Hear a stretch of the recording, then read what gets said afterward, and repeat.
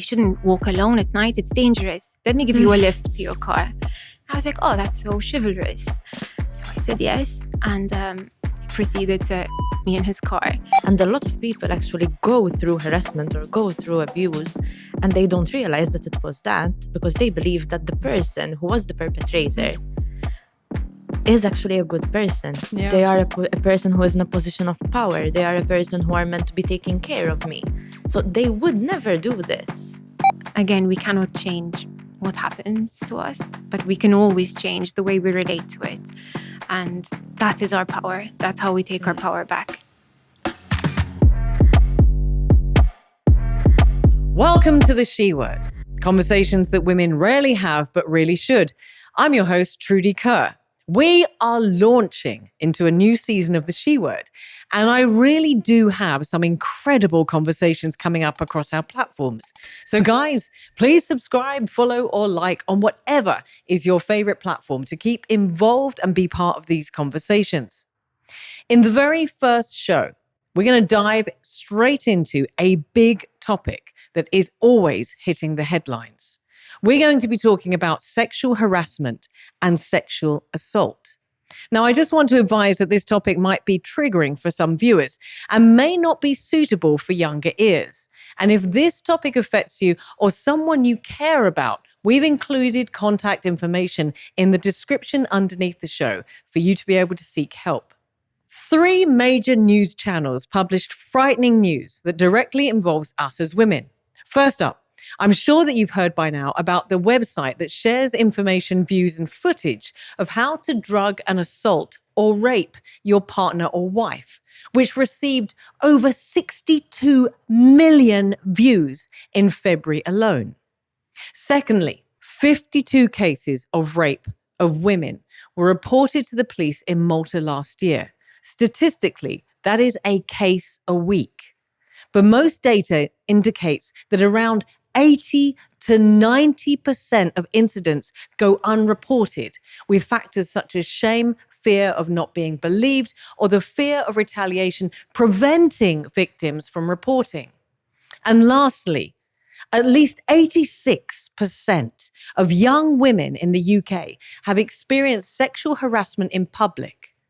All of these headlines are terrifying, but sadly reflects the harassment and abuse are commonplace. And here to discuss this topic are 3 courageous women. First up is Dana McKeown. Dana, I'm so glad you're at the table. We have known each other, can you believe it, over a decade. Because I was interviewing you when you were traveling the globe as one of the world's top beatboxers. We'll have more of that in a second. But now you are a songwriter for Netflix and the BBC, which is amazing. But you're also a mindset and personal development coach. You're also a mum to a little one and a wife. And it was actually a conversation with you that prompted this show when we met recently and caught up. And given the recent headlines that we've been seeing, I am so glad that you suggested that we do this topic. Dana, it's so lovely to have you here. Same here, Trudy. Thank you so much for having me. It's so great to see you after all these I years. know, I can't believe it. Empowerment coach May Barrett is joining us at the table as well. You are returning to the show to discuss this topic, but you've been here before. We've talked about addiction. We've also talked about the sober, curious culture right here at this table. May, it's always lovely to have you join me on The She Word. It's always lovely to be here. Marie-Noelle Lanzon, it's your first time here. You are a counselling psychologist with our wonderful friends at Richmond Foundation, and I'm really glad that you are here to be part of this conversation. I'm going to stay with you, Marie, because this is your first time on the show. Yeah. Tell me something else about you. Oh, okay. So I have been working at Richmond for the past 10, 11 years now. So it's been quite a while. I actually started working in the field of mental health back when I was still a student at university, and I have never left the field or Richmond since. That's incredible. Yeah. But this area of the topic is something that's dear to your heart. It is. Brilliant. And I can't wait to talk about it I'm very with excited you. to be here. I'm excited too. May, this is your 3rd rodeo. Yes. Tell me a little bit more about you. So I am an empowerment coach, but lately I've been shifting my focus a little bit more towards hormone health and sexuality, but the positive sides of sexuality, pleasure and joy. So Wow, that's a whole nother show that we're yes, going to have. I'm diving a bit more into that now. That's And amazing. I'm also a yoga teacher, and for the past half year, I've started a new corporate job, which is very new for me because I've been freelancing for 5 years. So I'm now working as a content editor for an international company as well. How fantastic. And also, just in case anyone picks up on your accent, you are not Maltese. I am not Maltese. I am German. Okay. So you and I are both sort of new to the islands. It's so good to have you back at the table. Thank you. Dana, it is so exciting to have you at the table. We bumped into each other recently and I said to you, how are you doing? Let's catch up at some point. And you came back to me and said, hey, listen, if you ever want someone on the show, I'd love to be part of that. And I said to you, what topics could you talk about? And you said, one of them being sexual harassment and sexual assault. And immediately I said, this is amazing. We haven't seen each other for 10 years, but this is going to be an incredible show. Now, before we go any further, can I just ask, for anyone that doesn't know what beatboxing is? Yeah. What is beatboxing? It's the art of vocal percussion using your mouth. Okay. And is there any way that you could give us a tiny demo? You must have known I was going to ask you. I sensed it coming. Yeah. So I make sound effects, for example, and different beats like, and then I sing while beatboxing sometimes, like, if your mother only knew, if your mother only knew, and stuff like that. That's it. Isn't it amazing? Wow. Listen, I know that you're a mindset coach and so on, but the three of us are sitting at the table just going, wow, we need some more of that. That is absolutely astounding. Thank you. So that is how I know you. Yeah, Because you literally traveled the world doing this. indeed. Then what happened? So I was a performing artist for many years, and then suddenly my body started to shut down in a way. And that brings us back to today's topic. There were a lot of things, a lot of experiences I went through that I buried deep down, and the body keeps a score. The body sort of remembers, and no matter how much you're like getting through your daily tasks and excelling in different ways, your body eventually says, hey, it's time to stop ignoring me. And so I ended up like going from this super energetic performer to not being able to get out of bed. And then that kind of drove me towards more songwriting, which I'm very grateful for today, and a lot of different experiences. But also it drove me into coaching, the world of personal development, hence me becoming a mindset coach. That is amazing. What an amazing journey. Well, I'm really glad that you're here. And as I mentioned before, we're going to be talking about sexual harassment and sexual assault. And this is probably going to be a challenging conversation for all of us at the table. But it is such a necessary conversation because, as we said before we sat down, this is something that is almost normalized. Yes, And it shouldn't be. it shouldn't be. So I want to start off with just clarifying what we're talking about with some definitions. And the European Institute for Gender Equality defines sexual harassment as sexual harassment is any unwelcome, non-consensual conduct of a sexual nature, verbal, non-verbal, or physical, that violates a person's dignity or creates an intimidating, hostile, degrading, or offensive environment. It can include unwanted sexual advances, jokes, gestures, or staring, regardless of whether it is a single, severe incident or a pattern of behavior. And the definition of sexual assault is that it's an act of a sexual assault, which is one in which intentionally sexually touches another person, again, without consent, or coerces or physically forces a person to engage in a sexual act against their will. Now, given that 85%, the statistic I read at the very beginning, 85% of young women state that they have been subject to harassment, and that 1 in 3 women in Europe will experience sexual assault in their lifetime.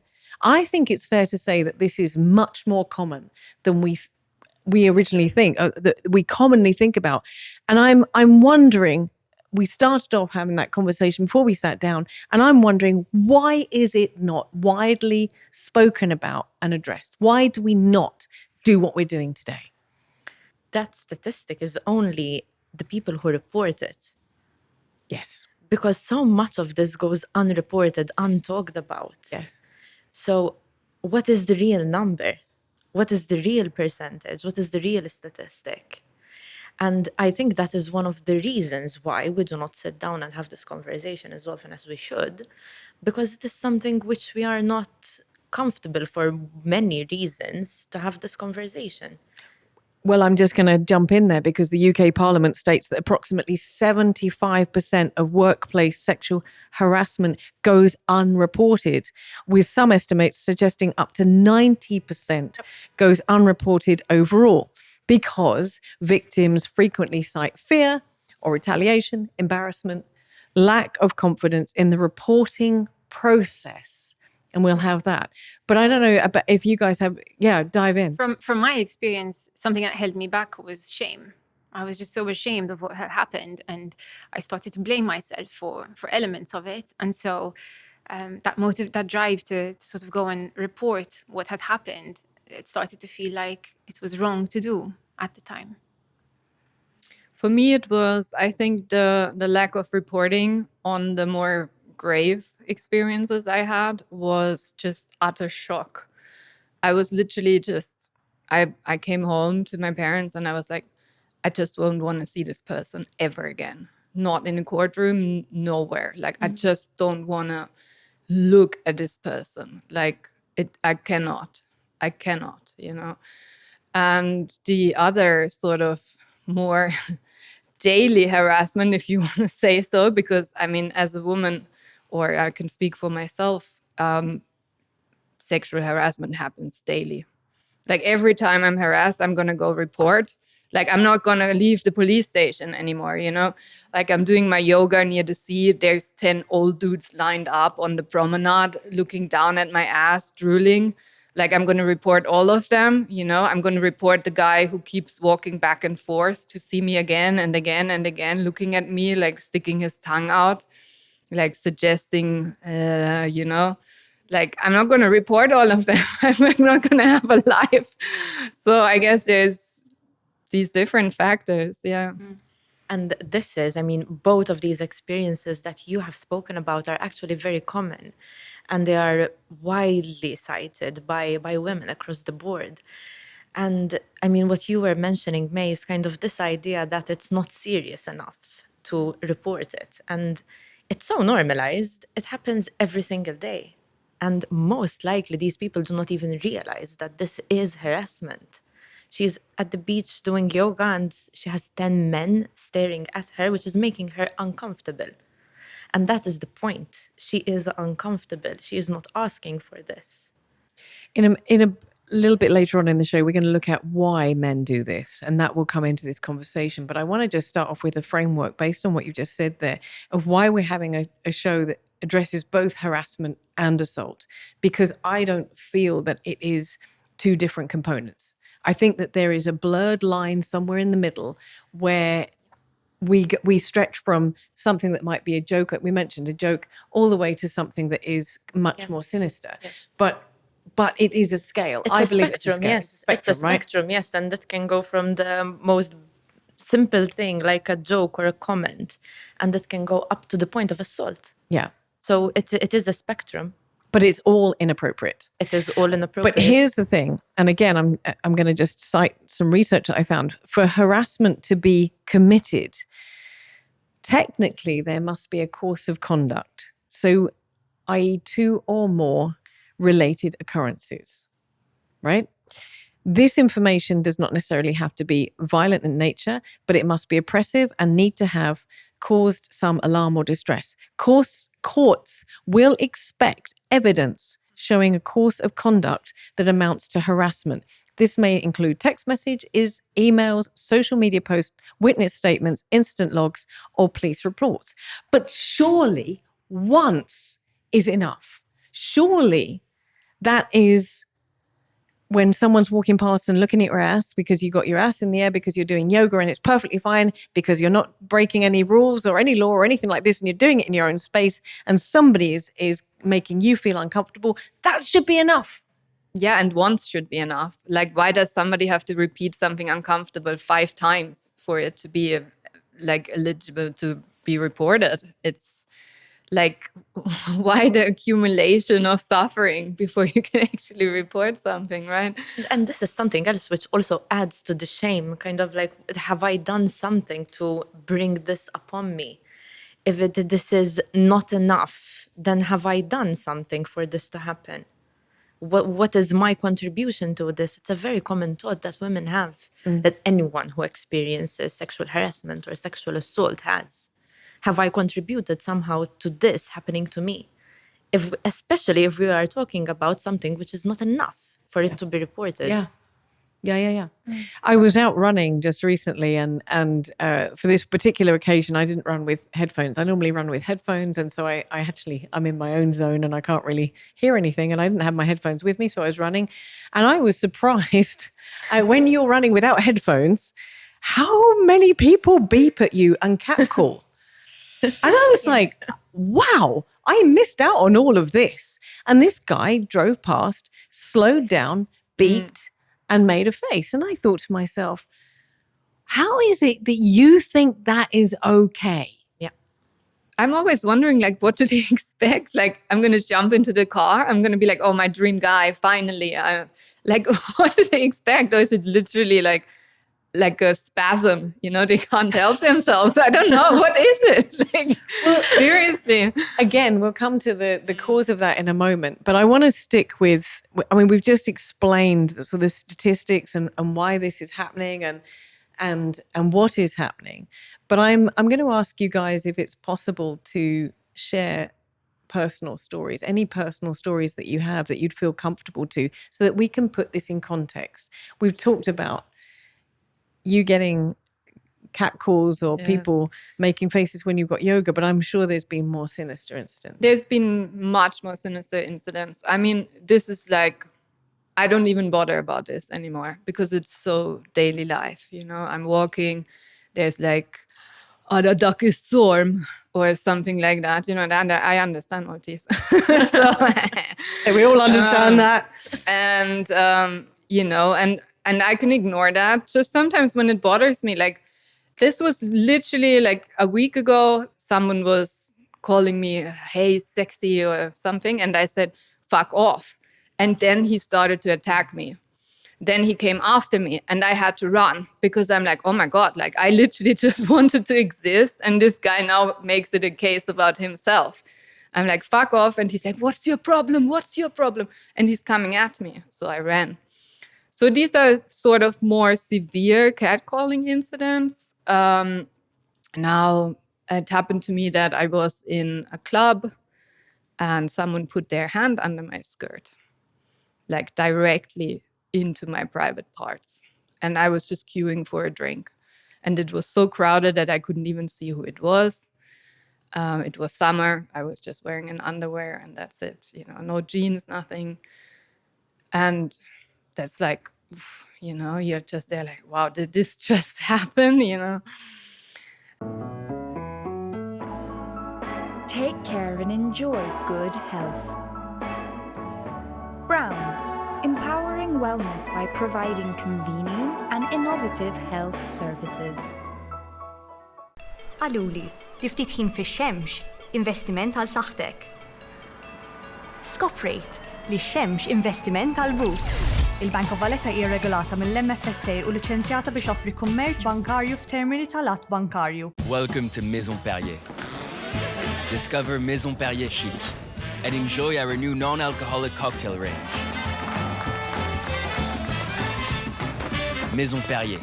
Enjoy our new sophisticated mocktails. Yeah.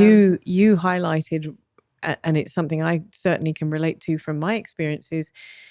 You mentioned that when you told someone to fuck off, they became aggressive.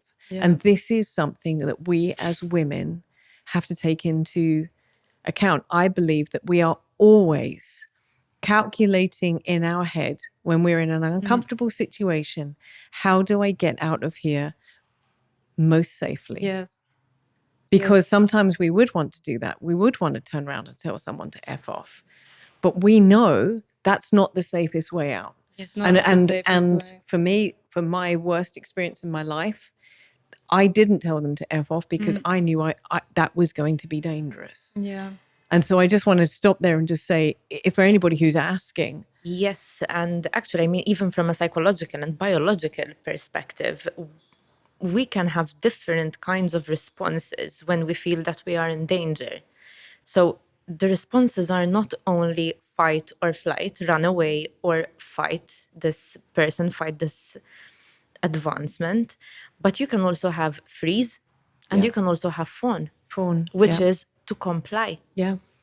Especially if you feel that that is the only way that you can get out of that situation safely.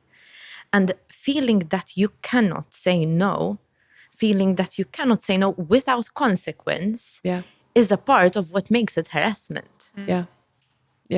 Absolutely. And I think it's so important to mention that because I think so often we are questioned as women, why didn't you just run away? Why didn't you just push them off? Why didn't you? And I in my own experience have asked myself that 100 times. Why didn't I just fight? The simple answer is it's not that simple. It's not that simple, It's not that simple. Because, as you said, you're calculating, am I safe if I say no? Am I safe if I say stop? What's going to happen? Am I fearing the consequence? And sometimes in that moment, it's difficult for the person to for it to sink in. Like usually, sometimes it happens afterwards. Like, okay, that happened. Yeah. And then you realize what that was. You don't realize in that moment. Yeah. You realize after. Yeah. And this is also part of the reason why some people report the incidents of harassment or assault years later. Yes. Years later. And I believe that there will be people who will be shocked at what is actually considered to be harassment. Because we didn't know that it can be considered to be as such. Yeah. It's true. And some things are so beyond your personal realm of possibility that you're almost negotiating with yourself. Yeah. Did that actually happen? Exactly. Maybe I imagined that. Maybe it wasn't that bad. And then it just starts to accumulate and you're suddenly in this place of, am I sure that happened? It can, your mind plays tricks with you sometimes. Yeah, it happened to me with the most severe incident because it was also abuse of power. My GP touched me inappropriately when I was 13. And I was in wheelchair before that because I had a very serious condition in my knee. We didn't know if I could ever walk again. I just learned how to walk again. I lost a lot of weight because I was comfort eating the entire time. And I was looking good. I was 13, just becoming a woman. I had a cough. I went to the GP. He rips down my bra and he touches my breasts. And I was just there like, is this normal procedure? Like you said, I'm like bargaining with myself. I'm like, but he has the stethoscope, so he's hearing. But did he have to rip down my bra? That's not normal, right? Usually they hear you from the back.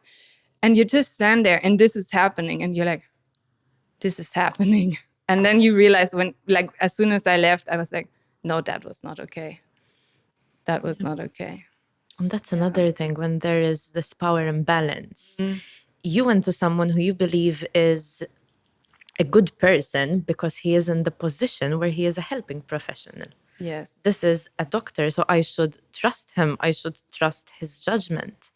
And a lot of people actually go through harassment or go through abuse and they don't realize that it was that because they believe that the person who was the perpetrator is actually a good person. Yeah. They are a person who is in a position of power. They are a person who are meant to be taking care of me.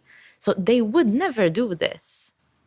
Or And we question ourselves. yeah, I mean, so again, statistically, 70 to 80% of sexual assaults are committed by someone that the victim knows, such as a friend, family member, acquaintance, or intimate partner. And you trust them. You trust them. And that is another part of it. It's the violation of that trust.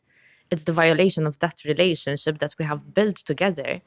And I trust you to not harm me, but you are violating that trust that I have put in you. Absolutely. I'm going to share, we're jumping around the topic right now, but I think it's really important because everything that you said, May, was you were talking about being in a work situation. You were talking about being with a professional in a medical situation. You were talking about being in public. Every single one of those, I can say that happened to me. Yeah. That happened to me. And I don't know whether I'm naive or whether I mean, isn't that, even me saying that, I don't know if I'm naive. I'm blaming me. We shouldn't even be having that conversation. But I've shared this before on this show, and I shared it on a podcast that I had with John Malia. But for me, probably the most damaging of the incidents was when my ex-husband had been out on a 2-day drinking binge with his boss. He wasn't doing well at work. He called me. He said, I'm bringing my boss home. I knew that his boss was a womanizer and was a really awful man. And I begged him. I said, do not bring him back. Why are you? We're in London. We're on one side of London. They're coming from the other side of London. This guy lives in London. There's no need for him to bring him back to our home on this Saturday afternoon after their 2-day drinking binge. He said, my job is at stake. He's my boss. And he brought him into the home. He went to bed. He locked the door and he left his boss there to do whatever he wanted to do. And that was my husband brought a man home to rape me. And it took me 20 years to understand what happened and to stop thinking in some way that it was my fault. Because you don't do that. You shouldn't you shouldn't do that. You absolutely shouldn't do that. But 20 years later, I'm still dealing or had to deal with the repercussions that came from that. And I think that sort of, for me, is on the higher end scale of sexual assault. But it's obviously frequent, far more frequent than we think it is, because it's a person of trust. Yep. And the reason I questioned whether or not, I remember locking down, like you were saying, I locked down, the brain shut it off for 15 years until it was ready to deal with it. Yeah. Because I couldn't believe that someone I loved, someone who I had married, would do that knowingly. He knew what he was doing and manipulated the situation. And it's that sentence. My job is at stake. So that sentence put you in the frame of mind that, okay, I need to do whatever it takes to help. So that puts you in the mind frame that, I had this in my mind and maybe it's my fault now. And yes, it is a coping mechanism that our brain can sometimes go into, just completely repressing the situation, not wanting to deal with it, not wanting to believe it, because it's way too hard to accept the fact that this person that I love, that I trusted blindly, could actually do this to me. Yeah. It's too hard to take it. So our brain protects us from it. But then, as Dana said, the body keeps the score. Yeah. And the body remembers, and eventually it comes up in one way or another. It comes up most often in physical symptoms. In these symptoms like pains and depressive symptoms, autoimmune difficulties. It comes out one way or another. And then you're left there like, now you have to deal with this. Yes. Can you explain that? Yeah, I can totally relate to what you shared about how long it can take just process what's happened. For me, let's say my two main intense experiences where I was raped. One was when I was they both happened when I was 21, and one was when I was on an international student exchange, and I was studying physiotherapy at the time, and I was working in this specific clinic abroad, and my supervisor used to have like different freelance practitioners come in from time to time to work with different techniques that they had available, and he invited me to learn from one of them one evening, and I was like, yeah, sure, I'm so eager to learn, let's do it. So they closed up the clinic, and then it was just this guy working on a patient, and I was observing. And after this patient left, he said, oh, now let me just show you, like, let's complete this session, let me explain to you what happened, etc. And he proceeded to lock the room, and yeah. So that was a place where first I froze, and as you explained, then I fawned because I was like, wow, this guy seems dangerous, and the room is locked. And then somehow I hatched a plan in my mind, and I managed to get out of the room. And that was the first time, and I couldn't believe that it happened. And when I reported it to some people from the university abroad and to the supervisor of that clinic, it was sort of downplayed to such an extent that I felt it's not even worth now going to the police or whatever, because it was downplayed to that extent where I felt like, surely, they were like, oh, but surely, why did you stay longer? Why did you do this? Why did you do that? And that's where I started to blame myself. And then following that, I came back to Malta, and I tried to forget about it. I would go out with friends and try to be normal. And one night I was out with friends, and this guy joined our group. Nobody knew him. He just approached us, and he hung out with us. He seemed fine and like safe. And then my friends needed to leave in one direction, and my car was parked in the opposite direction. And he said to me, oh, you shouldn't walk alone at night. It's dangerous. Let me give you a lift to your car. I was like, oh, that's so chivalrous. So I said yes, and he proceeded to rape me in his car. And again, there was the freeze. When I pushed him off, he threatened me. He said, I have a knife in the glove box. You better comply. And so then again, I had to fawn a bit, and then eventually I fought him off at the end and managed to unlock the car door and ran out. And he ran after me, but thankfully my basketball training at the time, I had good legs, so I managed to escape. But it's these things, they stay with you, and it took me many years of work to really process what had happened and stop blaming myself and actually learn to trust my instincts again, trust my body, connect with myself again. Yes.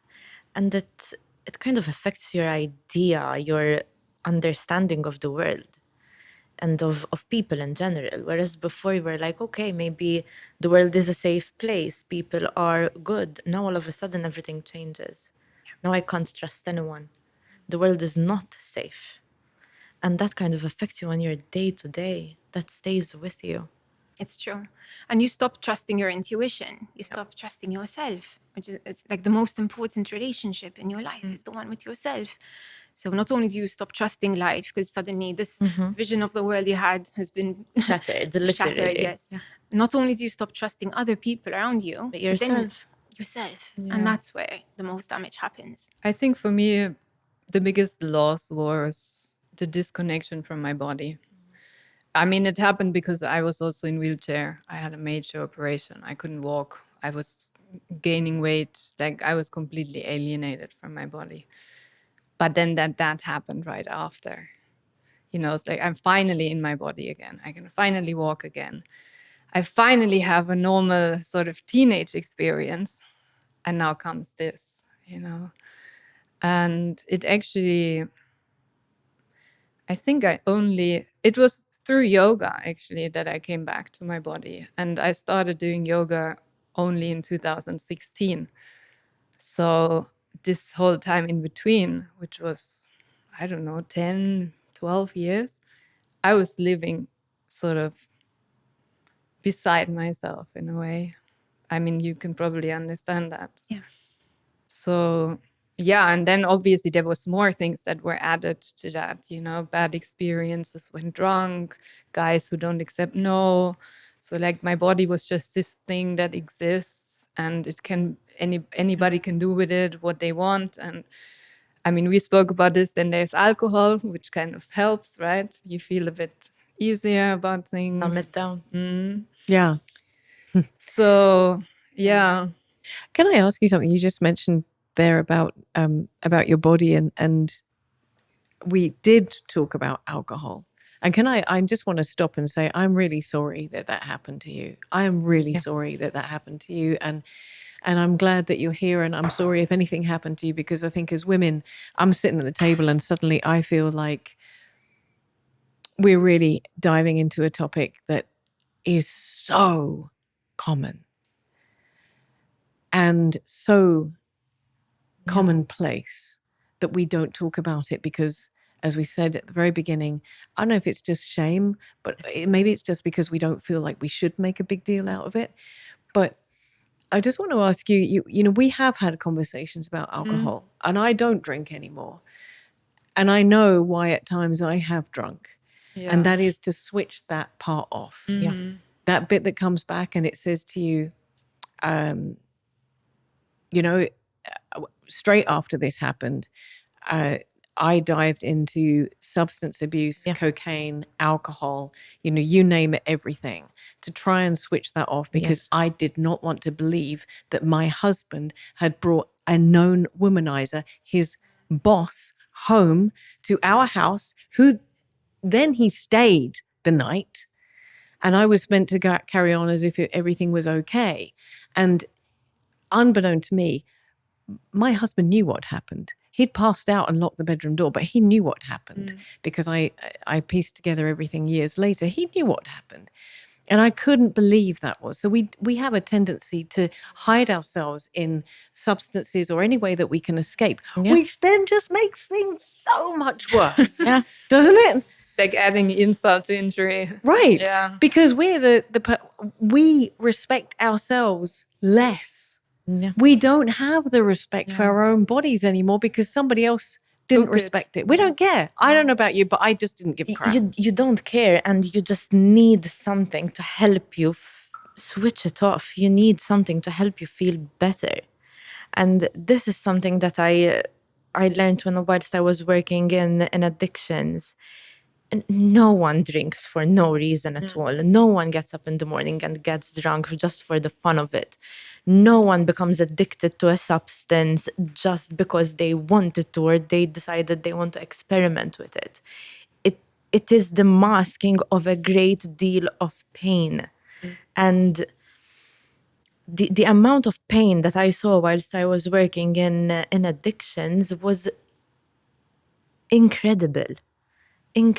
And a lot of women who were in a drug rehabilitation at that point had gone through some sort of of abuse, whether it was sexual, physical, emotional, or all of the above. But it was one of the reasons why they were making use of those substances, whatever they were. And it's how we escape. And mind you, substances are not the only thing that we can use to escape. Some people escape in work. Or food. We all have our addictions, believe it or not. We all have our little escapes. But it's how we cope. I am not ready to deal with this, so I need to lock this down. I need to suppress it. And that is the process of recovery when it comes to addictions. I need to be able to face whatever it is that I am avoiding. And that is why for so many people it takes many years. Because they wouldn't be ready, and they would tell you, I can't. I cannot open that chapter of my life, not right now. I don't want to. So they come back years later, and then they're finally ready. Yeah, that's exactly what happened in my case. I buried myself in work, and I'd already perceived myself as being weak for having experienced those things. There was obviously a power imbalance going on. And then I said, how much weaker will I be if I allow this to stand between myself and my dreams? I had moved to London to pursue a career in music. I said, but I can't let this affect it. So let's act as though it never happened, until my body said, stop. And in my case, I wasn't drinking or trying to numb the pain in that way. In my case, I was just so deep in my work And then my body responded with all sorts of, I was just hit by this cluster of autoimmune conditions that all appeared at once and just started to get worse and worse and worse. I was hit with severe food intolerances that just hit, and suddenly I'm like, I can barely. Hang on, how? Why? No. I'm really interested in this because this is incredible. I can explain. Basically, the gut, your gut holds so much of your stress, right? Whenever you're stressed, whether it's acute or chronic stress, the first, at least in my case, the first place that's affected is my gut. And the lining is quite porous, but it becomes way more porous when you're under stress, which means that food from your digestive system starts to seep into your bloodstream, and your body responds as though that is poison, that is something I need to attack. And so your body starts to attack itself. It misinterprets something like the gluten protein in my case, and thinks it's something I need to attack. And so it starts to attack that. But what's similar to a gluten protein is a thyroid. Thyroid hormones, thyroid. That's something that's really common with people who've gone through super stressful events. And in my case, that resulted in a form of thyroidism, where suddenly, again, my hair was falling out. I couldn't get out of bed. I was so tired. I put on 30 kilos. It was incredibly shocking for me because I was this fit person playing basketball, doing music. Yeah. It was such a big difference from who you were. Yeah. It took away who you are, literally. Exactly. And so I lost my identity. It put me into this huge identity crisis where I started to doubt every single aspect of my life and who I was. And that's where the huge wake-up call came in. Yeah. How did you get that wake-up call? What happened? I was at rock bottom. I was crying in bed and unable to go out to my gigs. And somehow I found the strength to go to this talk. A friend of a friend invited me to go and talk about following one's dreams. And I said, I'm going to get out of bed for this one thing. So I gathered all my strength and I went and I delivered this talk for half an hour. And following that, I was approached and someone said, I see something in you. I want to invite you to this coaching program and just attend and see what you think. And that just threw me into this whole world of personal development. And I started to realize that I could shift, not what happened. I can never change what happened, but I can change the relationship I have with what happened. And that's where the key was for me. That's where everything started to change. I started to shift the meaning I gave to what happened. I started to reconnect with myself. Who am I at my core? I'm not one experience. I'm not one thing that happened. Not what happened to you. Exactly. And I get to decide who I want to be. Can I ask again, is this common that trauma like this, and this is why we're talking about on a sliding scale, because for what was traumatic for a 13-year-old May was obviously massive. And I think this is where we need to be very mindful, is that for somebody might say, well, your doctor just pulled down your bra and saw your boobs.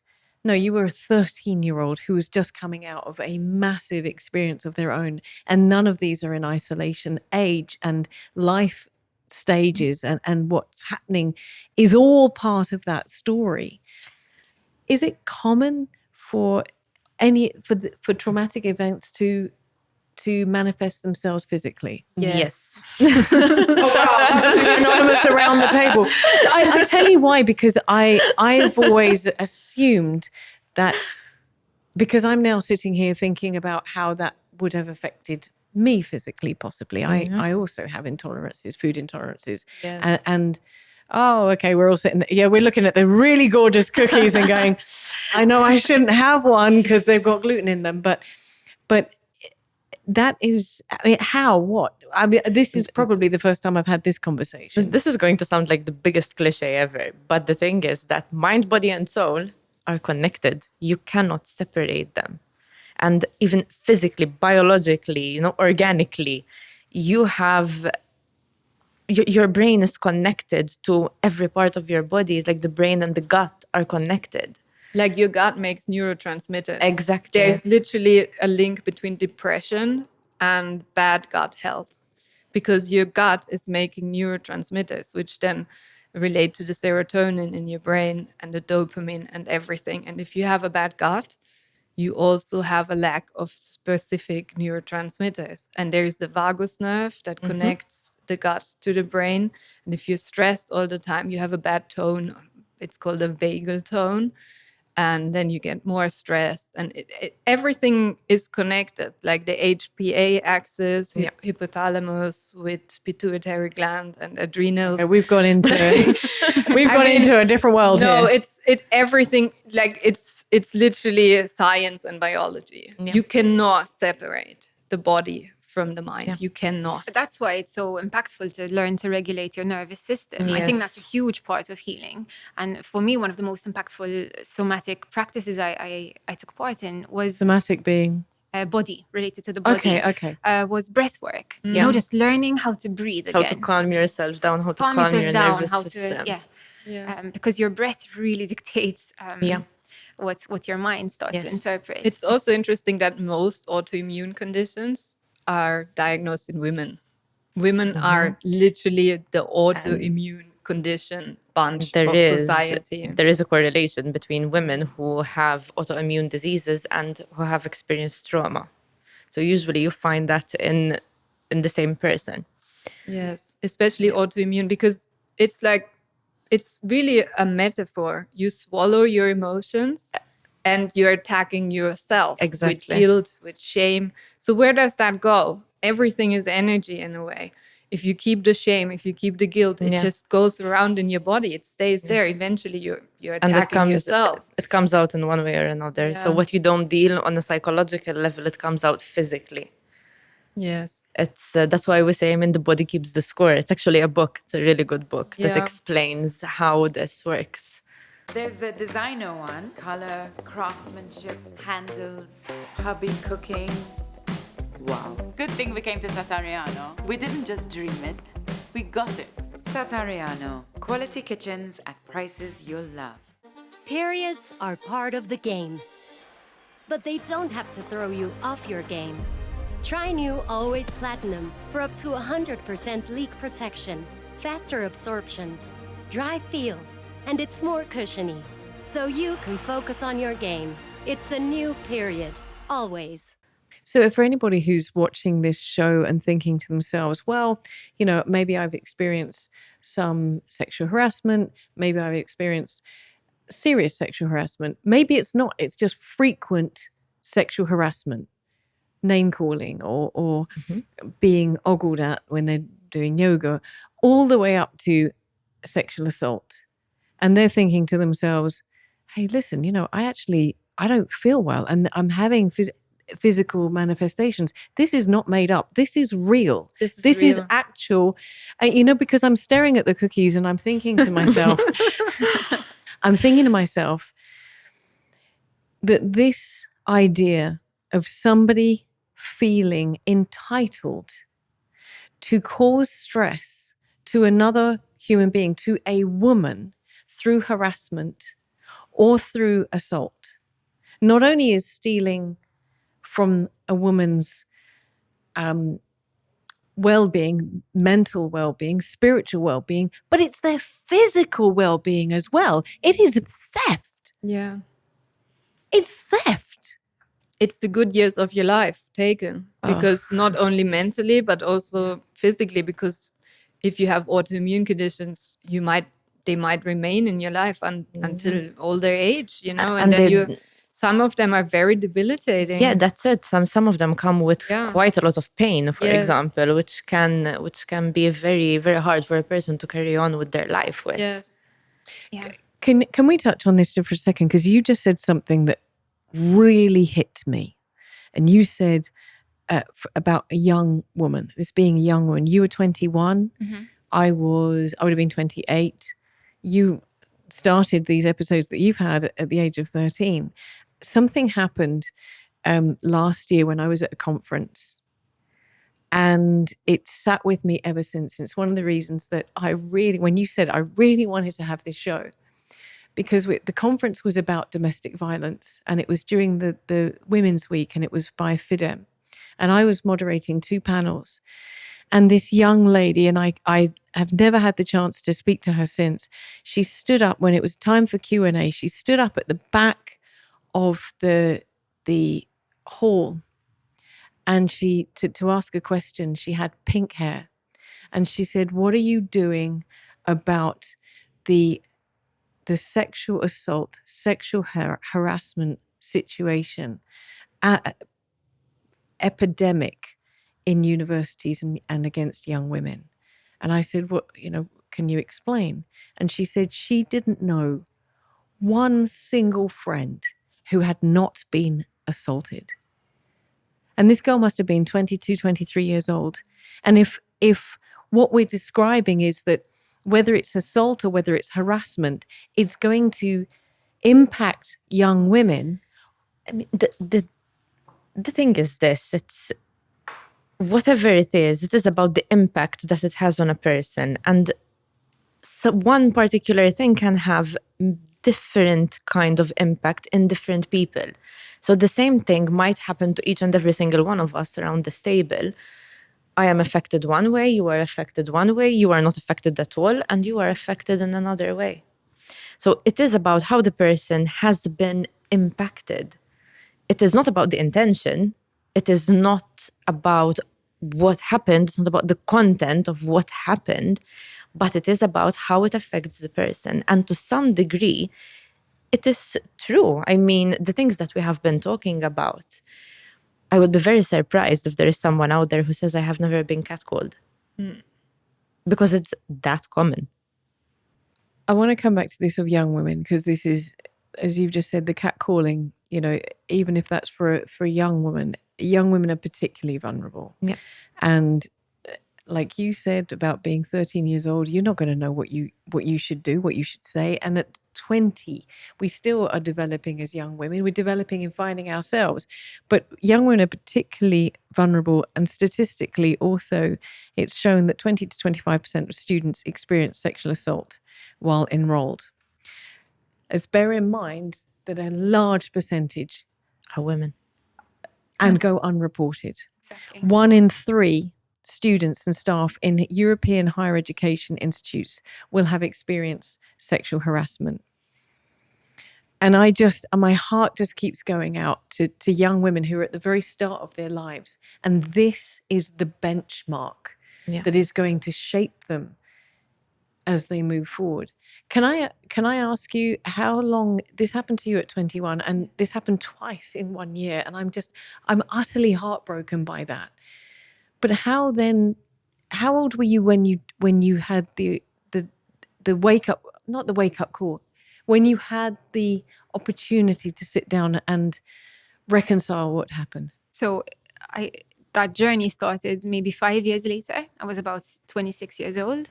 And then I think I only fully, I believe it's never full, but to this extent, started to embrace the situation, who I am, reconnect with myself, regain trust in myself.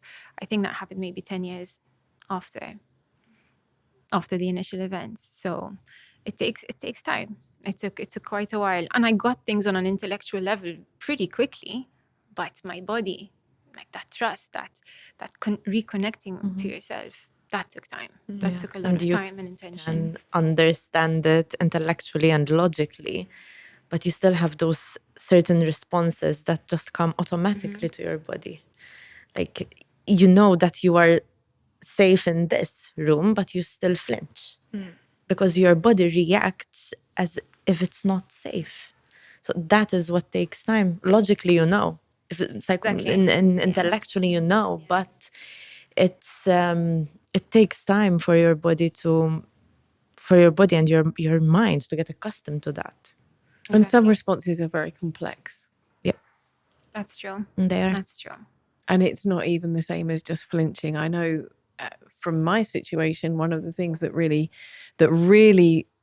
lasted 20 plus years was that when this incident happened, my ex-husband just said that I had willingly slept with his boss, and he told his family, and his family shut down, and his and this was as the second of incident that had occurred with my ex-husband.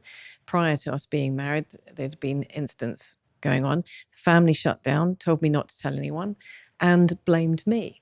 And I lived with that blame, and then so whenever I couldn't express my anger, whenever I felt like I couldn't say it was somebody else's fault, I would turn that anger inward. And that's why I say that these responses can be extremely complex. It's not just a physical event. No. It's so much more complicated. Yes. Yeah. So you were dealing with betrayal on so many levels. Exactly. Absolutely. Yes. And I think that also highlights the fact that each of these situations are, we're talking about one topic at a table, and we've all had very different responses. And the incidents have all been very different, but we know that for all of us, they have been extremely damaging. And I'm just profoundly impacted by, again, about this being most common with younger women, because as you said, Dana, you just said that was 10 years of your life, of your 20s. Of your 20s. And for you, May, you're 13 years old. This is the life of a young woman just coming into. I mean, this is absolutely abhorrent. Now, I want to just talk about for a second before we go on to other instances that have been happening in the world. But I want to just touch on why men do this. And we're going to talk about how we can be safer in a moment. But before we get there, men are overwhelmingly, statistically, the perpetrators of harassment and assault, between 90 to 93%. And we know it's not all men. We know it's not all men, but men harass women primarily to establish dominance, assert power, and enforce traditional gender roles, often stemming from misogynistic attitudes and insecure social positions. It is a pervasive issue driven by societal norms. I'm going to get someone to translate that into the privileged men, gender inequality, and the desire to control or diminish women who challenge these norms. Men harass women primarily to establish dominance, assert power, and enforce these roles. Is that why men do it? Do we understand? I mean, that sounds pretty about right to me, because even if you're talking about the guy who's walking past you when you're doing yoga, he thinks it's okay because he thinks that's acceptable. Yeah. I mean, I'm sure the definition is right to almost full extent, but I think it goes deeper. It's like, it's so ingrained in society. Like now I'm almost 38. I grew up with films, pop culture, where catcalling, sexual harassment, touching, stripping women, it was normalized. So it's so ingrained in everything. What's decent? What's acceptable? What's acceptable is what you see every day, what you see in the media, what you see online, what you see others around you doing. It's normalization. This has been normalized for such a long time. Nobody even thinks about it. Only women, but also only to a certain extent as well. Because like I said in the beginning, like it's so normal, I'm not even thinking about it anymore. Yes. Like I'm not going on with my day and say, oh my God, I was just catcalled. Oh my God, how am I going to deal with this? No, I'm like, another one, like, fuck off. And, next time I'm going to wear the long pants, not the shorts, but like I'm existing, and my existence is already a reason for people to act out. But why? Because it's been normalized. It was really interesting that you said about films, right? Because as soon as you said films, I don't know if anybody else at the table was having this, I suddenly thought of Grease, the film Grease. Yeah. Like the most famous film of all time. And what is it? It's the guys going like this up to the girls. It's normalizing that behavior. And yes, some of it might be charming, but it wasn't asked for. They didn't ask for the guys to do that. They didn't. I mean, I can just tell you, I actually haven't seen the film for a very long time. But it just. I'm thinking I'm more. not entirely sure I've seen the film ever. But I'm thinking more of these like early 2000s high school movies from the US, like I don't know, American Pie and all these kind of movies. I mean, it's literally sexual harassment throughout the film. And the thing is this, if someone comes up to you and you find it charming and you engage, that's fine. That's a two-way street. But if you're approaching me and I'm telling you, whoa, I'm not comfortable with this, stop. Or I'm showing you that I'm not comfortable with this, but you keep doing it, then that is the problem. There is where you're crossing the boundary. Because I have set the boundary and you're crossing it. I'm just going to pick up on this as well. Suddenly I'm like very attentive about Grease has awoken me and American Pie and so on. But you just said, and I'm saying no. And we had a show about talking about sex sitting at this table. Yeah. And I remember Nicola Falzon has said this so many times. Consent isn't the absence of saying no. It's not. It's the presence of saying yes. And it is the ongoing. Having that yes being informed, and that I said that yes willingly, not because I am fearing the consequences, because I think that I cannot say no. Yeah. And it is something which is reversible. I can give consent now, but at any point I can say, nope, stop. Yeah. So where are we going wrong? Is it just the films? Is it I mean, you tell me, is it the music industry? Where does this come from? To me, it feels like, I think the urges, the desires that people have are natural. But what isn't okay is that moment when you cross the line where you can have a healthy expression, right? A guy can desire a woman and walk up to her and politely, respectfully ask whether she'd like a drink, ask whether she'd like a dance, whatever. But the second that becomes, like I'm getting this at all costs, there's nothing that can stop me from getting this thing I desire right now. That's where the problem lies. So I believe there's this absolute lack of awareness among a lot of people about the actual impact of their actions. And that's why these kinds of conversations are so important. Yeah. And there's also this lack of emotional maturity, I believe, to even sense when somebody wants you to continue with something, right? Yeah. Someone's saying, yes, I would like this, to actually ask them, would you like this? And receive that yes, versus to just assume and to just go ahead with the thing you feel like doing just because. It's also lack of education. I mean, in my generation, nobody said, you have to wait for the girl to say yes. It's a more recent thing. Like, unfortunately, it's a more recent thing, I think it's I got 15 years on you, girlfriend, and I'm telling you, I totally get where you're coming from. I think at this point, it's an overcorrection. We haven't done this, so now this is the spotlight on it. We have never talked about this before, so now we're talking about it, and it's this. There is more awareness. There's more awareness, but it's not going away. No. And evidence proves that sexual harassment is still on the increase, online, offline, because we haven't even touched on the online, but it's still on the increase. Yes. So whether or not there's awareness for it, there isn't. Well, you tell me, where are we going wrong? Where are we going wrong that it's still okay in 2026 to drive past someone and have to beep the horn because they're running or whatever? I mean, is that about domination or is it just harmless? But why? Why would someone think that's okay? I think there's many different layers to it. Okay. I think you can't just say, okay, listen, this is why. I think some of it is people thinking that it is harmless. People thinking that, this is going to be funny. Funny for whom? For them doing it. For them doing it. For them. Yeah. For them. So what does that mean that the person who's on the other end of it, they don't have... But look, this is the kind of life that we are also living in this day and age, where people think about me, and me. It is this thing where I have this urge and I need that urge satisfied now. We are living in a day and age where delayed gratification is a big problem for many different reasons, because we consistently need that dopamine hit. And it's something that you can see even in social media trends. Okay, so for example, reels, the shorter that they are, the more likely that you are going to get views, because we need that dopamine hit to be quick.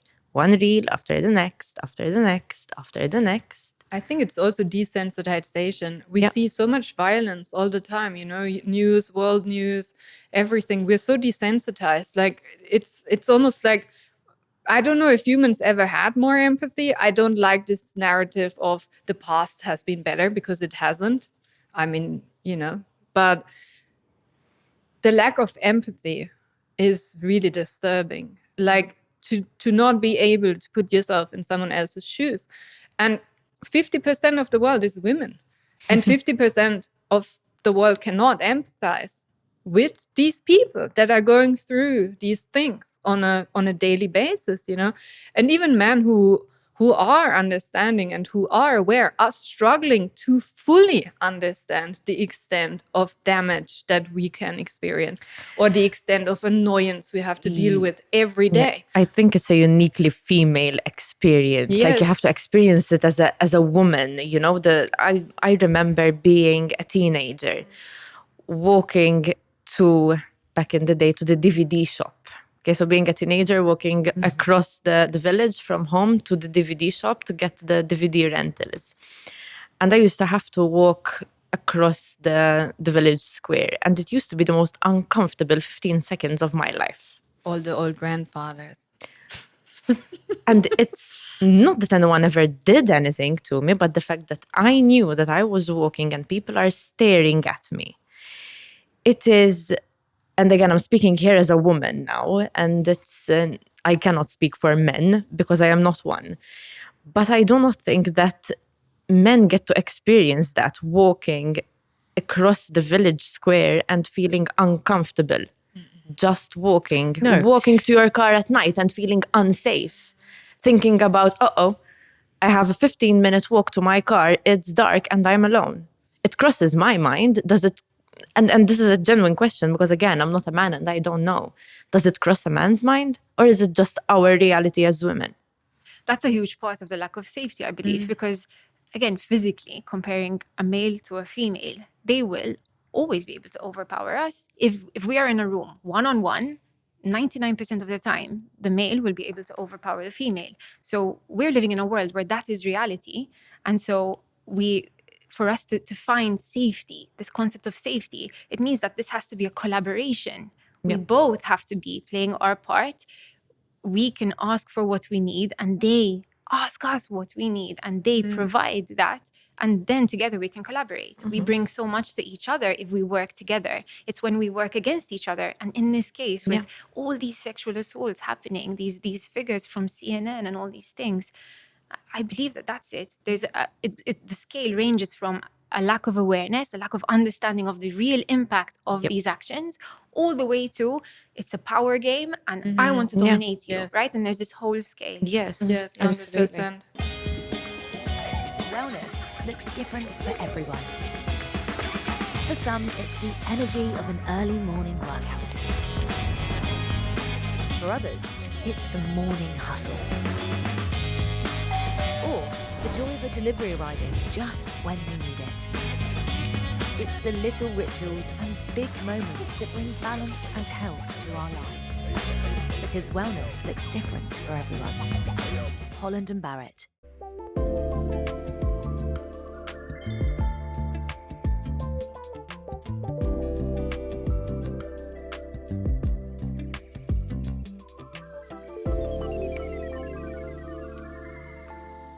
Well, it was interesting because, again, I was sitting at this table with Frank Zamit, John Malia and Herman Grech. And I asked that question. I said, do you understand that women don't feel safe? And I think it was Frank who just sat there and said he had no idea. He had a recent understanding that women don't feel safe. It doesn't occur to guys.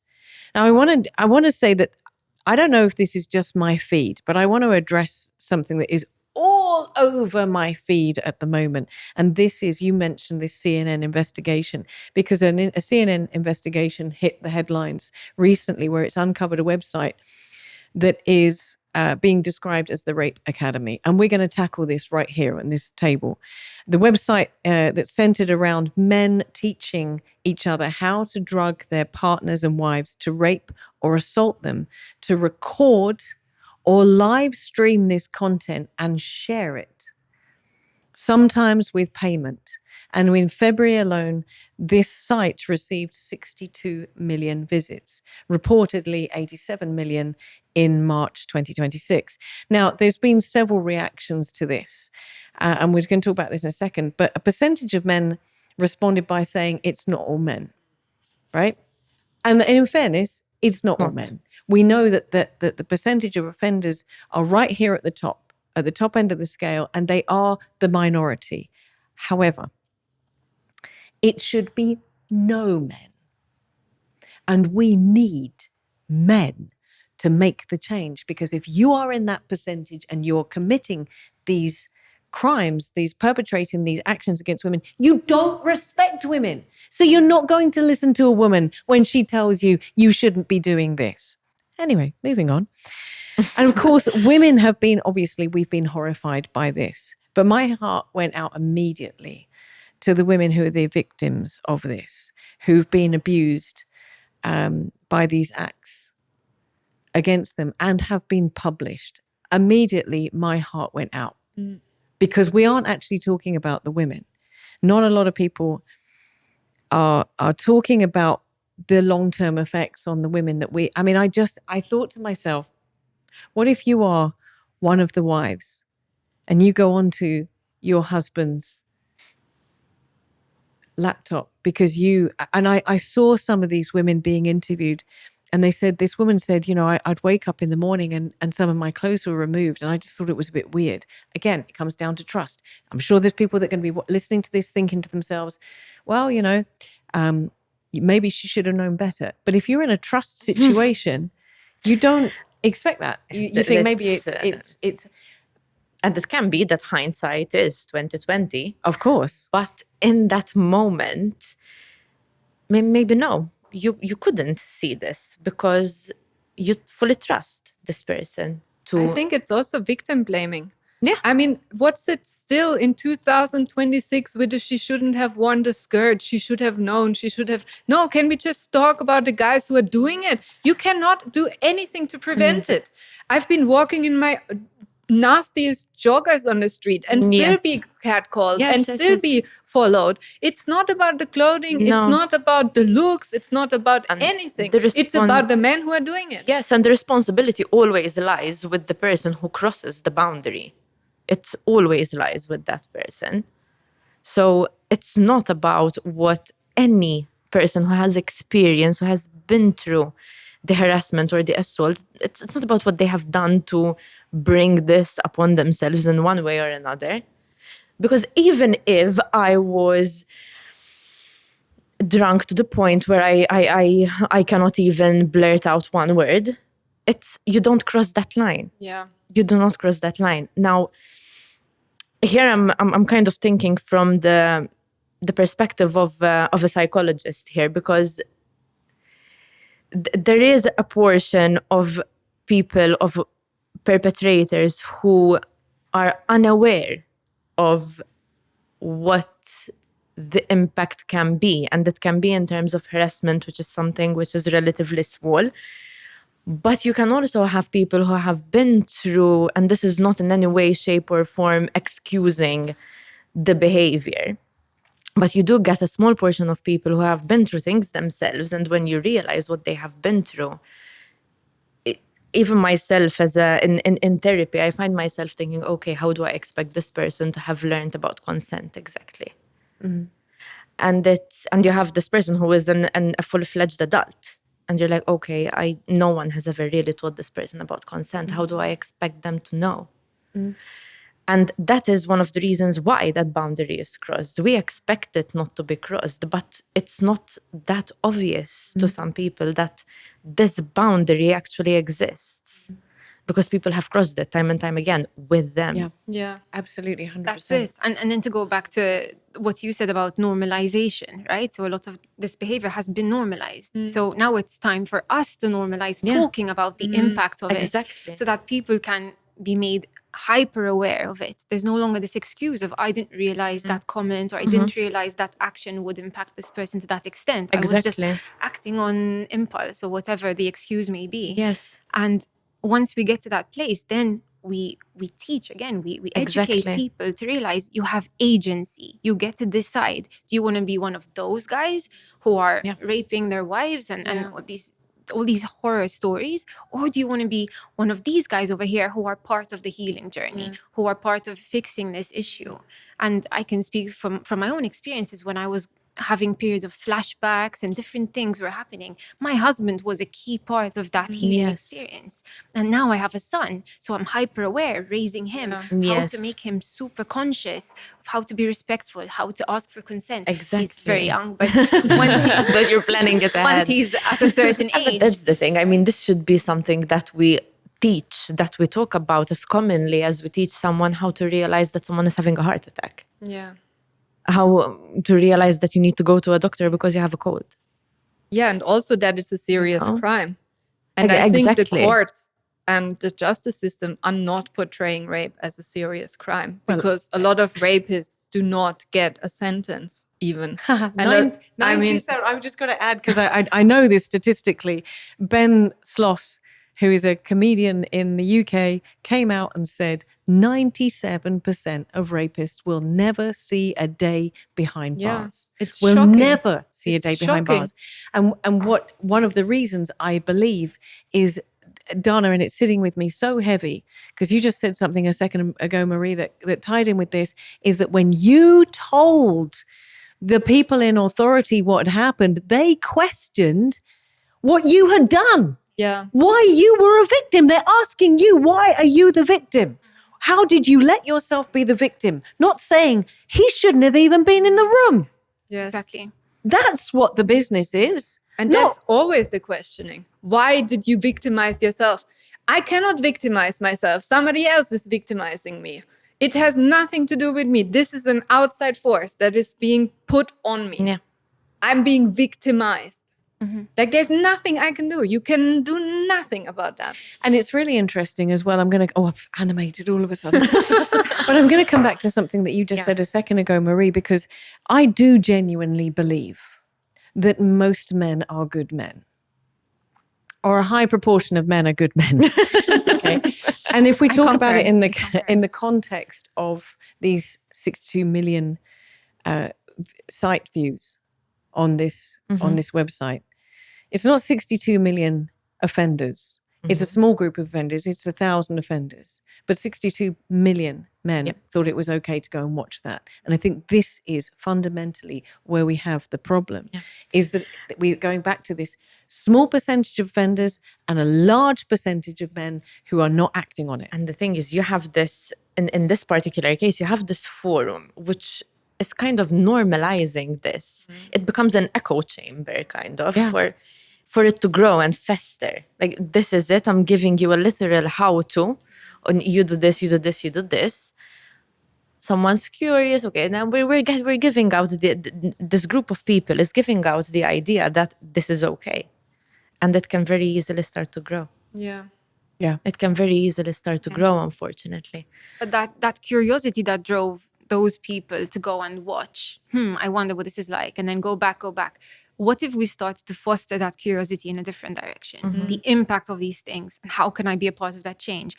I also believe that so many men are incredible people, and so let's foster that. Let's go into this sort of perspective where we can drive change. You know, the same way that society, like men, have been pushed into more of this sort of angle, we can also shift that the other way, where they become part of the solution instead of being part of the problem. I really, really believe in that. Yeah. How do we do that? We talk, conversation. I believe we can move from conflict to collaboration. There's a way we can elevate awareness. And I think that the start of that is to just educate people. For us, people who have experienced these things, whether it's firsthand or through people we've worked with, to start to talk about it. This impacts people on a real level. This is no joke. And then once people get that, I agree with you, and especially on the education part, because a lot of it just comes down to people not knowing certain things. So it baffles me sometimes. Even for example, sometimes we're holding psychoeducational groups with our clients at work, and one of them is about sex education, and a part of that is also about consent. And it always amazes me how there will be at the very least one person who says, did not know that. I did not know that consent is not just not saying no. It's not just saying yes, but there is more to that. So I think education is something which is very, very important, both to men and to women. So, And to add to that, a key component of the definition you shared earlier, Trudy, was power, right? Yeah. And I believe we're living in an epidemic on a societal level, both women and men, where a lot of people feel powerless. They feel powerless at work or in their relationships or wherever. And when people feel powerless, if, again, their level of awareness isn't at a certain level, they can start to look for that power in really unhealthy and, in some cases, absolutely disgusting ways. I want to add as well, I think we've been looking at this issue and we've gone from one part of it to another and to another to another, but it is clearly demonstrated sitting at the table how complex this is. Yeah. Because whilst we're talking about consent and we're talking about education, we're also talking about culture. And as we were talking about this, I'm thinking about this culture issue of what is okay, what is not okay. I saw something and how education has to be a part of that. And I've sort of started myself rethinking a lot of things that I took for granted. And one thing that came up that I saw, which seems fairly harmless, is that if you look at the volleyball teams of men versus women, right? And I would suggest to anybody, go and check this out. What men wear on the beach volleyball court, as opposed to what women wear on a beach volleyball court, as is dictated by the Olympic regulations, is so incredibly different. And women who have gone to a beach volleyball competition wearing more than is stipulated by the Olympic Commission have actually been penalized. Yeah. And I'm sitting there saying, why? Why do we need athletes to wear tiny bra tops and tiny short pants? Why? Yeah. Surely it's nobody's... It's the objectification of women and the sexualization of women that has been going on for forever. Dare I say centuries, forever. Millennia. Yeah, millennia. And it's ingrained in culture. And I think this is perhaps where we're starting. Well, are we starting to get awareness about this? Are we starting to say, why do we need athletes to be wearing? I mean, I could understand it if it was, I don't know, if it was a runner and it was a sprinter and they're sort of streaming themselves to go faster. But this is beach volleyball, for crying out loud. If the men can wear big floppy shorts, why can't the women?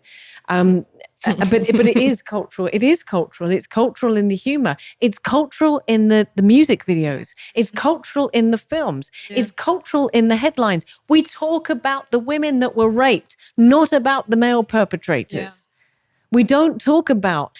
And even when it comes to speaking about looking for help, for professional help, sometimes even I catch myself, like the person who has experienced this would require support. But what about the person who is the perpetrator? What support are they getting? What kind of help are they getting? Because I personally am a firm believer that we are who we are because of the life that we have lived, the things that we have experienced. It's all comes down to shape us into who we are. And I believe that you do not just get to be this person who harms other people. Somewhere along the line, something has happened for you to think that it is okay, or for you to not be aware that you are hurting other people, or to be okay with hurting other people. So that is also a person who requires psychological and professional support. And it is also something which should and is, to be quite fair, available. Yeah. But what I see, the problem I see with this is that it targets the individual. And of course it should target the individual, but it should there should be an incentive for the wider culture, you know, because we all facilitate that, even women to a certain extent, because there's a lot of women who say she shouldn't have worn this. Yeah. And that's the problem. The problem is the culture. Yes, we want to help the individual. We want to help the victim. We want to help the perpetrator. But the perpetrator is a perpetrator because of the culture. The victim is a victim because of the perpetrator, who is a victim of the culture. And on what you're saying, I saw this. There was this exhibit, actually. I forgot where it was. I saw it on Instagram, I think. It was an exhibit of clothes, of what people were wearing when they were assaulted. Yeah. And anyway, there were some people who were not wearing anything revealing, and then there was this, and this was actually heartbreaking. It was a baby's, what do you call it? Like a romper. Yeah. Like, and it just proves the point. You know, it's not what you wear. We're coming back to the statistics again, because I keep backing up what we're discussing here with actual factual information. Approximately 70 to 80% of sexual assaults are committed by someone that the victim knows. Yeah.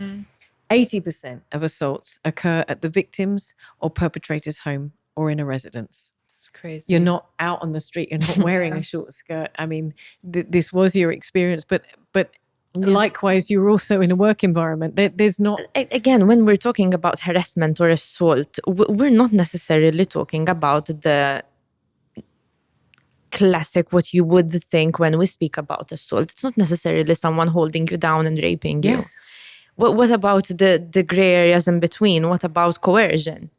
Okay, me saying something which implies that, listen, if you don't do this, there's going to be consequences, whatever they may be. The consequence might be physical harm, but the consequence might be I retreat. Emotionally, I stonewall you. The consequence might be, will this person remain in this relationship with me? The consequence might consequence be that can my, be my job might anything. be my job might be a risk if you don't. The consequence my job might not be. Yes. So what about that little gray area? And it can be so subtle. And this is why a lot of it is literally missed. It is so subtle that you don't even realize that that was maybe a part of coercion. Yeah. But that's a thing, and that is why a lot of this happens with people that you know. A lot of this happens with people that you trust. I'm going to say that we have to sit down and have this conversation again, because this is so big and so complex that I feel like we've only just opened the box. And as you said, one of the ways I believe that we can make our way forward is to have these conversations. But I want to just ask you guys, what do we say to women? I want to ask what we'd say to women, what we'd say to men, and then I'm going to ask you for your golden nugget, your closing word of wisdom. But what do we say to women who don't even know? Maybe they don't know whether what they've experienced was inappropriate. Maybe they don't know whether somebody was groping them, whether they should complain about it, whether they should say about it. Maybe they're being harassed at work and they don't know whether it's big enough to make a fuss. Or maybe they've gone through a life-changing assault experience. What do we say to these women? I would go with, it is not about what happened, but it is about its impact on you. Even if you're not sure it is harassment or assault, if it is having an impact on you, then it is valid, and it is worth seeing if you can get any kind of support about that. Whether it is reporting it, whether it is speaking to anyone, whether it is talking about it with someone that you know, whatever that may be. It is about the impact that it has on you. Physical, mental, spiritual. Indeed. I would say to anyone who's going through any sort of experience, whether they're sure of how they feel about it or not yet, you're not alone. There's so many women who are experiencing these things. The figures speak for themselves. And so if you can just sit, listen to yourself more, speak about it more, find people you actually trust, be they professionals or friends or whoever that may be. But you're not alone, and there are ways for you to get your power back. And don't ever despair, because as we can see here on this table, amazing things lie on the other side of this horrendous event. I would just say it's not your fault. Like, whatever happened to you, it's not your fault. You couldn't prevent it anyway. Like, somebody did this to you and it's not your fault. And I'm really grateful that I have so much resilience. Even at such a young age, I had that resilience to say, this is not my shame to carry. This person should be ashamed. I wish I had reported. I wish my parents had taken some sort of effort to report this. They left the decision with me. I was too young to decide. But if you're not sure if something was inappropriate, it was inappropriate. Because you wouldn't question it if you knew that it was okay. And I think just on that, going back to what you just said a second ago, Marie, about coercion, fawning, freezing. There is fight, there is flight, but there are 100 different responses to when you know something is And wrong, you never and none of them are know. wrong. None of them are wrong, and you never know how you are going to react. Yeah. And every reaction is okay to have. I want to move on to what we have to ask men, because men are our greatest allies. They should be our greatest allies in this conversation, because I truly believe we will not be able to change anything unless we get men on our side. What will we say to men? I think I would advocate for respect and for listening, not just by listening to the words, but also by listening to what the body language of the other person is telling us, because a lot of it lies there as well. I would say, from my perspective to men, is that we want you to be on our team. This is not about attacking men and you're horrible people. That's not it. We want you to work with us to create a new culture, to create a new reality. And so I believe that starts with us sitting down, having these sorts of conversations and shaking hands, and let's start a new chapter. That's what I'd say. I think that's beautiful. I think I would say listen to women, sit down with women and listen to their stories and hear them. Not just be there, hear them. And then go out and talk to other men and educate other men. Because there's few men who truly listen and to truly educate. A lot of them are just like, well, it's not my problem. Listen, believe, and educate others. That's what I would say to men.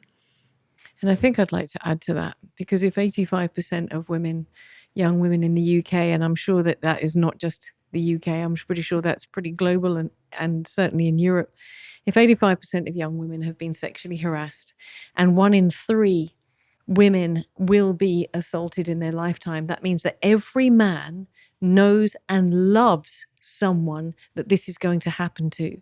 And men have the power to make change, because we've been trying to make change for millennia. And having, as you said, having those conversations, as we've all said at the table, and having men as allies and working with us and understanding why this needs to stop, because everybody loves someone that this is happening to or has happened to. I'm going to close by asking for your golden nuggets. May's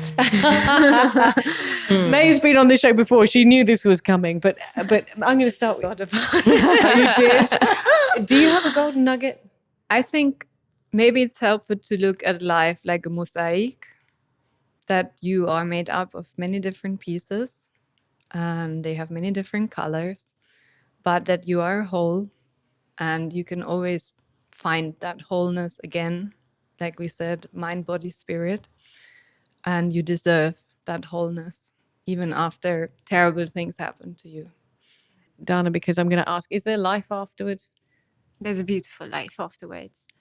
And I guess my little golden nugget would be that, again, we cannot change what happens to us, but we can always change the way we relate to it. And that is our power. That's how we take our power back. I'm going to add to that. And my golden nugget would be that help is there, help exists, and it is okay to look for support. And to remember that healing is not linear. It doesn't happen fast, and it doesn't happen always in a straight line. And having setbacks does not mean failure. It means that it is part of the process. It is not linear. You will have ups and downs, but you will get there. All of the details relating to help and assistance and people who can help you if this has affected you are underneath the show right here. So all the numbers that you want, Richmond Foundation and other sources are underneath. So if you need to have a look, that's where you'll find it. Ladies, thank you. Thank you, Trudy. Thank you.